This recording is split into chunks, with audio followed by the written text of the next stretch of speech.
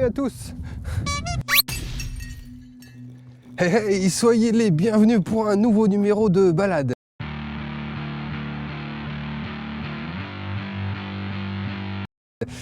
Qui commence bien.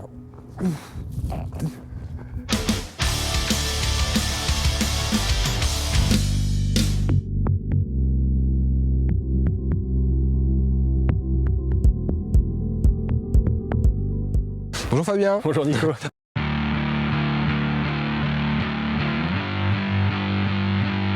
Alors nous sommes ici à l'entrée du parc de la Porte du Hainaut. Alors avant de rentrer dans le parc, apparemment il y a déjà d'autres choses à faire, hein. Il y a des randonnées. Oui, tout à fait, on est ici juste en lisière du massif forestier et donc il y a des randonnées un peu pour tout le monde, aussi bien pour la famille avec des petits parcours 5-6 km que le grand sportif avec le GRP, on a des parcours d'une cinquantaine de kilomètres. Ah, quand même. En gros, ce que vous pouvez voir ici, eh bien, déjà c'est la forêt. La forêt qui est quand même le deuxième massif du Nord-Pas-de-Calais, hein. Il y a à peu près 5000 hectares. Aussi bien à pied, à vélo, vous pouvez la traverser en suivant les drèves, en suivant les parcours qui sont balisés. Donc ce sont des boucles, hein, c'est ça? Il y a des boucles de randonnée effectivement et qui permettent voilà, de partir du parc, de laisser sa voiture et d'aller un peu se balader à travers les bois. Ouais. En moyenne, une boucle, ça fait combien de temps? Et entre 1 heure et 1 heure et demie pour les petites boucles et puis on peut monter sur 3 heures pour des boucles un peu plus grandes. Ouais. D'accord, donc moi qui suis pas un grand sportif, une petite boucle, 1 heure et demie, 2 heures, c'est très bien. Voilà, le petit sac à dos, la bouteille d'eau et puis c'est parti, une paire de jumelles au cas où parce qu'il y a quand même pas mal de gibier ici. Donc on ne sait jamais, un chevreuil qui passe ou autre, ça peut toujours être intéressant. Ou pour retrouver sa voiture aussi des fois. J'espère que vous la retrouverez. Alors sinon, sur le parcours, il y a 2 terris qui sont quand même assez impressionnants apparemment. Ouais, voilà, ouais, ce sont les terris sabatiers.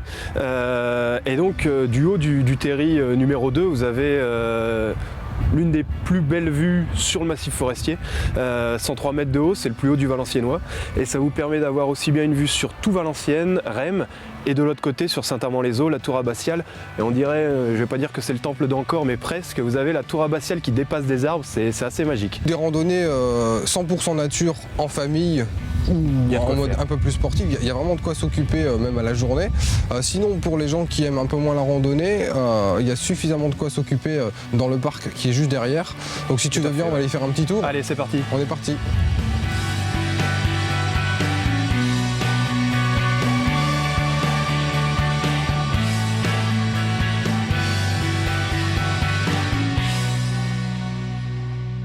Bon Fabien, on vient de traverser le parc, on est ici sur le point culminant, je peux dire, hein, du parc. Est-ce que tu peux nous faire un petit peu le topo sur toutes les activités? Parce que là, on vient quand même de traverser un nombre incalculable d'activités, de zones d'activités. Est-ce que tu peux nous faire un petit topo rapide? Ouais, rapidement. On a quelques activités payantes qui sont ouvertes en haute saison. Les activités nautiques, le pédalo, le mini-golf et la tyrolienne. On a une tyrolienne qui permet de passer au-dessus du plan d'eau. Qui est juste derrière nous. Voilà. Et après, on a tout un nombre assez impressionnant d'activités d'accès libre tout au long de l'année, de janvier à décembre.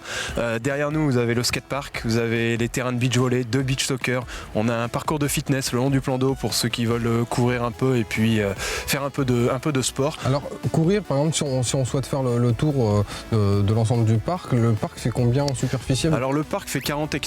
Le chemin vous permet de faire le tour du plan d'eau, il y a 1,6 km et on va dire on peut l'agrandir en faisant vraiment tout le tour du parc, il y a 2 km. On a également en termes d'activité des pistes de VTT pour les enfants et pour les adultes, ce qui permet au papa qui veut apprendre à faire du vélo avec son gamin d'avoir une piste adaptée pour toutes les pratiques. Tu nous parlais du skatepark, il a de quoi de particulier ce skatepark là? Parce qu'il me semble quand même assez impressionnant. Aujourd'hui, c'est le plus grand skatepark de la région Nord-Pas-de-Calais en extérieur. Tout s'explique, ouais. On est sur 2500 m² qui sont dédiés à la glisse, le skate, le roller, la trottinette. Une partie débutante aussi pour penser toujours aux enfants qui veulent venir apprendre à faire du roller ou du skate.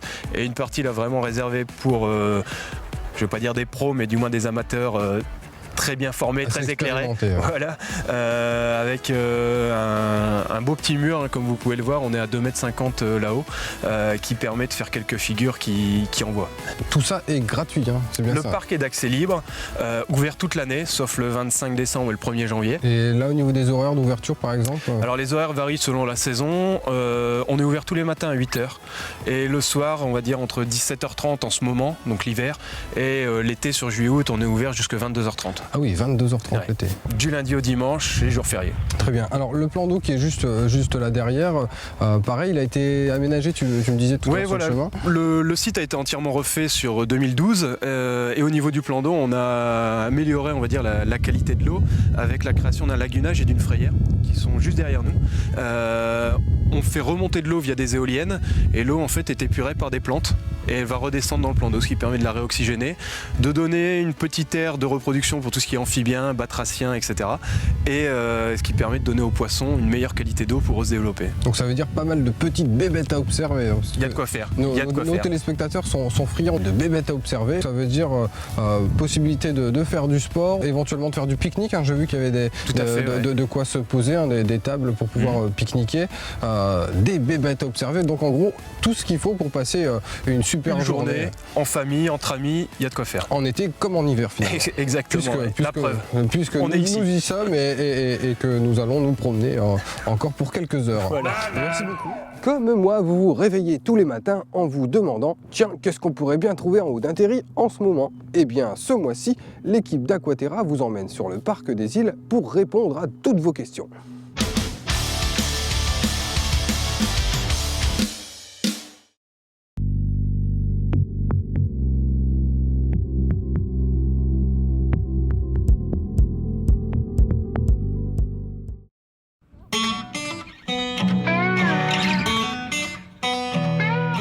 Alors en hiver, c'est intéressant puisque la végétation est rase.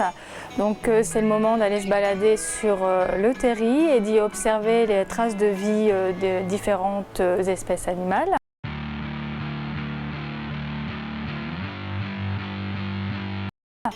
Donc on peut y voir des traces, donc des empreintes. On peut également voir des restes de nourriture, des excréments également. On peut voir des terriers de lapins. Ce qui est intéressant également d'observer sur le terri, c'est les différents fossiles. Pour ce qui est des fossiles, c'est l'accumulation de tourbes, de terre, qui au fur et à mesure des différentes années s'est accumulé. Donc ce sont des végétaux qui se sont décomposés, accumulés. Il y a eu apparition de certaines bactéries et tout ça en se mélangeant, ça se tasse, ça crée des couches progressives qui forment le charbon et donc qui emprisonnent les différentes traces d'animaux ou de plantes que l'on peut trouver.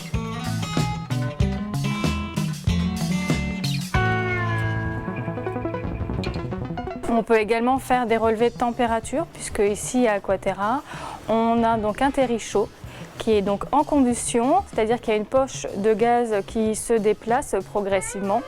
Donc cette poche de gaz est en activité et quand il y a des puits d'extraction, la fumée s'échappe et au contact de l'air froid, ça fait une réaction chimique. Donc même en plein hiver, il y a des fumerolles et au cœur du terri, on a une température de plus de 400 degrés.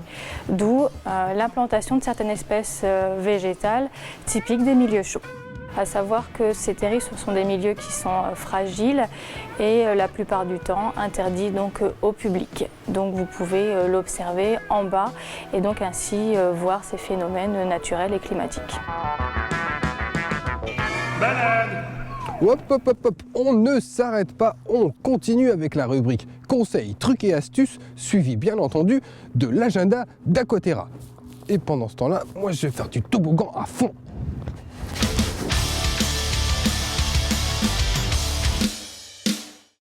Ce mois-ci, nous allons vous proposer d'utiliser des produits naturels afin de faire votre ménage.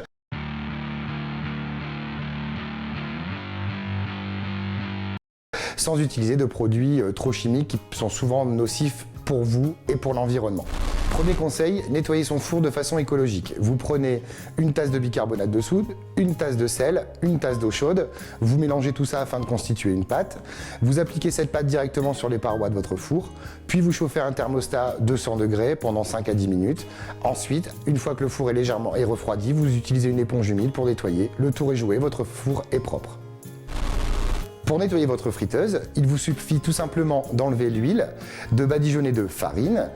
Vous laissez la farine absorber les graisses. Avec de l'essuie-tout, on enlève tout ça. On finit par mettre du vinaigre blanc sur les parois. Le tour est joué, la friteuse est comme neuve.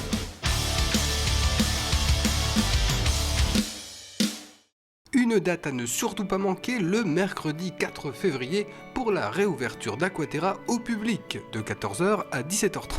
Une animation traces et indices le samedi 21 février de 9h30 à 11h30. Pour les inscriptions, le 03 21 79 74 94. Balade. Si vous êtes sur le secteur de Rem, sachez qu'il y a une multitude de choses à faire, notamment l'été, un parcours d'acrobranche juste en face du parc, mais pas seulement. C'est pourquoi ce mois-ci, pour vous, je suis parti à la découverte d'autres lieux. La Mare à Gorio par exemple, site naturel, ou encore un site historique rendu célèbre par un acteur américain qui buvait du café et qui disait « Bon, on va où après le café, Georges ? Wallers.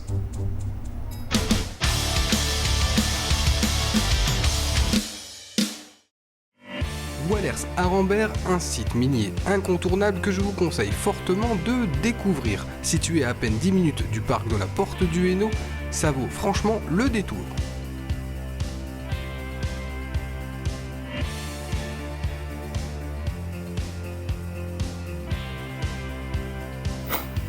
Situé à quelques encablures du site minier de Wallers à Rambert, je vous propose de faire le tour de la Mare à Gorio. Un site extraordinaire et facile d'accès puisqu'il vous suffit de sortir à la sortie numéro 7, Rem, sur l'autoroute entre Lille et Valenciennes. Une fois sorti, vous êtes déjà sur place.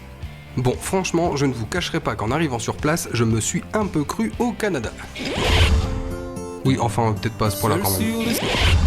Faites-moi confiance, ce site est extraordinaire, facile d'accès, idéal pour vos sorties familiales. Bon, je crois que le mieux encore, c'est de me taire et de vous laisser découvrir tout ça en images.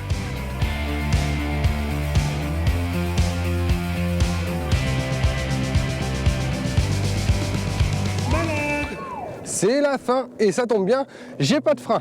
Allez, salut!